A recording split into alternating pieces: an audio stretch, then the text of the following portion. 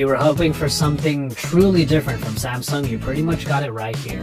Now, for all intents and purposes, the Note Edge is the Galaxy Note 4 inside and out. It even has its own S Pen, as it does have the Note moniker, and it has the same processing package, the same powerful processing package underneath with the high-resolution screen. But it is in that side that you're going to see that, well, since there's an edge on the right side, we have the button layout on the left, and also the power button is now up top, since you have to make room for that curve on the side. And the backing is still of that faux leather, that textured plastic, that gives it the real Note feel that we've come to expect since the Note 3.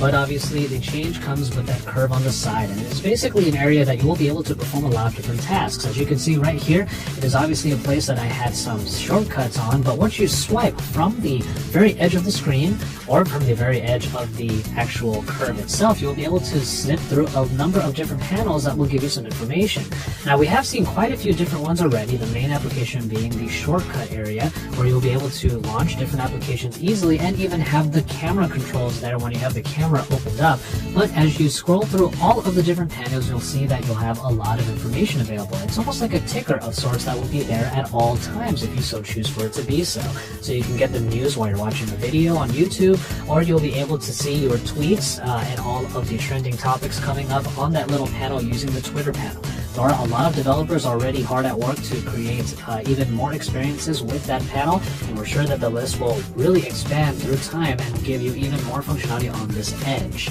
And here's another function where you're able to actually have the controls in that little curve up there, so that when you have it available, activated, it won't take up any of the real estate on the screen, allowing you to really take advantage of the video itself and not interrupt your viewing experience. And you can see here that the touch sensitivity on there is still about what you would expect. And also there's this functionality right here where you can have a clock mode, a night mode, in which you just rub the curve while it is in standby, and you'll still be able to access all the different panels in just that one little area, even when the entire rest of the screen is off. This is obviously something that we would expect to see people have on their nightstands, make it easy for you to have a little bit of a clock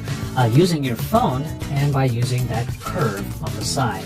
You also have tools underneath for various different functions, but ultimately it's a nice little innovation on top of what is already a very established Note line, and is a different take on the kind of information you can have when using now a curved display, which Samsung is a bit of a pioneer on at this point. We don't know exactly what markets the Note Edge will be going to, but we've basically been told that it's going to be like a limited edition of the Note 4 itself. And it does certainly feel like it, as it has the same type of build quality, but this time this curve really adds to the experience, even if it is pretty quirky on its own.